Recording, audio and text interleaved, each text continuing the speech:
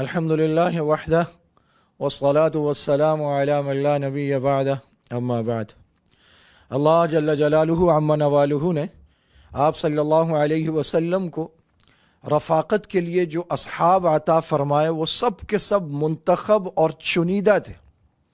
ان میں سے ایک صحابی ہیں سیدنا عبداللہ بن مکتوم رضی اللہ تعالیٰ عنہ، نابینا صحابی ہیں، اور آپ صلی اللہ علیہ وسلم سے اس قدر محبت کرتے تھے کہ نابینا ہوتے ہوئے مدینہ ہجرت کے بعد ایک یہودی عورت کے گھر میں مقیم تھے۔ وہ آپ صلی اللہ علیہ وسلم کی شان میں گستاخی کیا کرتی تھی، طعن و تشنیع کیا کرتی تھی۔ آپ نے اسے قتل کر دیا۔ مقدمہ آپ صلی اللہ علیہ وسلم کی خدمت میں پیش ہوا۔ آپ نے پوچھا کیا ہوا؟ انہوں نے کہا یا رسول اللہ، میرے ساتھ تو وہ حسن سلوک کرتی تھی، لیکن اللہ اور اس کے رسول کے شان میں گستاخی کر کے وہ مجھے بہت تکلیف پہنچایا کرتی تھی، مجھ سے برداشت نہیں ہوا، میں نے اسے پکڑ کے مار دیا۔ آپ صلی اللہ علیہ وسلم نے فرمایا اس کا ستیہ ناس ہو، اس نے خود اپنا خون حلال کر دیا، ہدر کر دیا۔ سیدنا عمر فاروق رضی اللہ تعالیٰ عنہ کے دور میں جنگ قادسیہ کا محاذ گرم ہونے جا رہا تھا۔ حضرت عبداللہ ابن مکتوم آپ کی خدمت میں حاضر ہوئے، کہا مجھے جہاد کے میدان میں بھیجیں۔ حضرت عمر خاموش کے نابینا ہیں، انہوں نے کہا دیکھیں مجھے زرہ پہنا کے میدان کے درمیان میں کھڑا کر دیں، جھنڈا میرے ہاتھ میں دے دیں، کسی کو کیا پتا میں نابینا ہوں، اور میں بالکل ڈٹ کے کھڑا رہوں گا میدان میں۔ اور ایسا ہی ہوا۔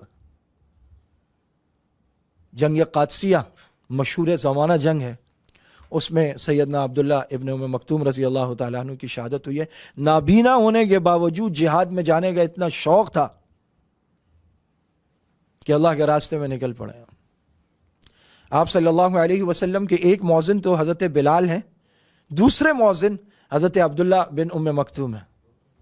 شروع میں ایسا ہوتا تھا حضرت بلال اگر اذان دیتے تھے تو عبداللہ ابن مکتوم اقامت کہتے تھے، اور اگر حضرت عبداللہ وہ آزان دیتے تھے تو حضرت بلال اقامت کہے۔ پھر آپ صلی اللہ علیہ وسلم نے فرمایا کہ جو آزان دے اس کا زیادہ حق ہے کہ وہ اقامت کہے، تو پھر ترتیب دوسری طرح ہوگی۔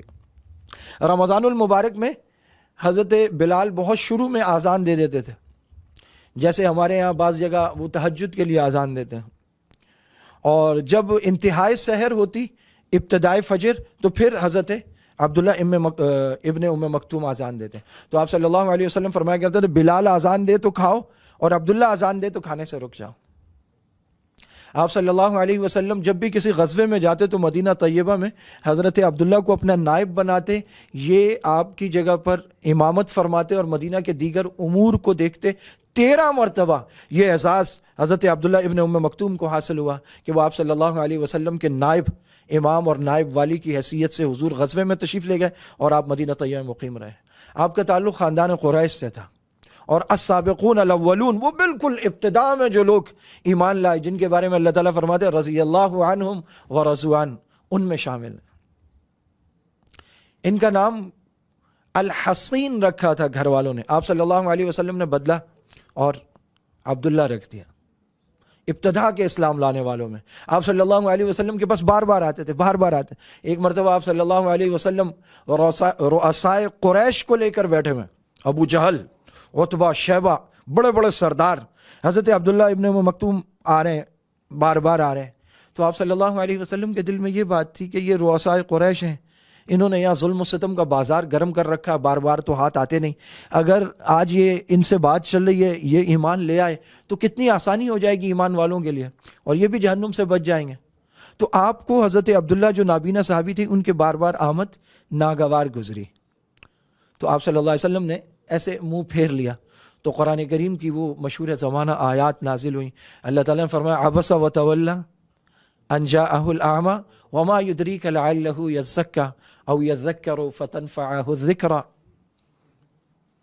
آپ ناراض ہو گئے، آپ اپنی پیشانی پر بل لے آئے، آپ نے تیوری چڑھائی، منہ پھیر لیا اس بات سے کہ آپ کے پاس نابینا آ رہا تھا۔ ہو سکتا ہے یہ زیادہ سیکھنے والا اور زیادہ موعظ و نصیحت کو قبول کرنے والا ہو۔ اللہ تعالیٰ کو حضور کے صحابہ کتنے محبوب ہیں کہ ان کے مقابلے میں کوئی کچھ نہیں ہے۔ اللہ تعالیٰ فرما رہے ہیں یہ جو دل لے کر آ رہا ہے، یہ اتنا پاکیزہ، مطہر، مصفہ دل ہے کہ آپ اسے وقت دیجئے، خیر ہے ان کی۔ یہ حضرت عبداللہ ابن مکتوم ہی نہیں، ہر صحابی نبی کی شان کو بیان کرنے والی آیات ہیں۔ حضرت عبداللہ جب انہیں پتہ چلا کہ مدینہ طیبہ کی طرف ہجرت ہے تو حضرت مصعب بن عمیر کے بعد وہ شخص جس نے سب سے پہلے ہجرت کی حضرت عبداللہ ابن مکتوم ہے۔ نابینا تھے لیکن دل کی آنکھوں سے وہ کچھ دیکھ رہے تھے جو بینا بھی اس دور میں نہیں دیکھ سکتے تھے۔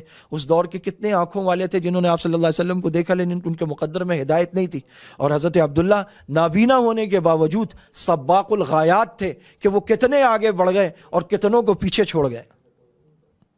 اللہ رب العزت وہ جذبہ، وہ محبت، علم کی وہ طلب جو حضرت عبداللہ ابن مکتوم میں تھی، صفہ کے طلبہ کے ناموں کا جہاں پر شمار ہے ان میں ایک نام عبداللہ ابن مکتوم ہے کہ آپ صفہ کے چبوترے کے مستقل طالب علم تھے اور آپ صلی اللہ علیہ وسلم سے حدیث روایت کرتے۔ لا الہ الا اللہ۔ اللہ تعالیٰ جو محبت حضرت عبداللہ نے آپ صلی اللہ علیہ وسلم سے کی اس کا ایک حصہ ہمیں بھی عطا فرمائے۔ وآخر دعوانا ان الحمدللہ رب العالمین۔